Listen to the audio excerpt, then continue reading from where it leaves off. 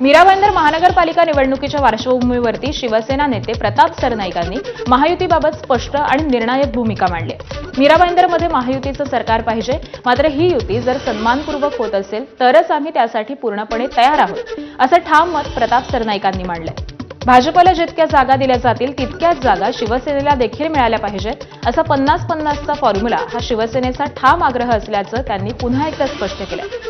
सरनाईकांच्या या वक्तव्यानंतर महायुतीतील जागा वाटपावरून चर्चाही अधिक तीव्र होण्याची शक्यता असून मीरा भाईंदर महानगरपालिका निवडणुकीमध्ये युतीचं समीकरण हे कसं ठरणार याकडे आता सर्वांचंच लक्ष लागलंय।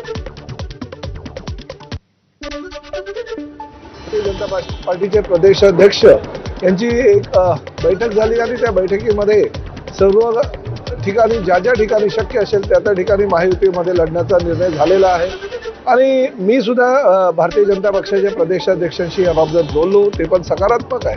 परंतु शेवटी निवडणुकीमध्ये युती होणं आणि ती सन्मानपूर्वक होणं हे फार गरजेचं असतं। आगामी महापालिका निवडणूक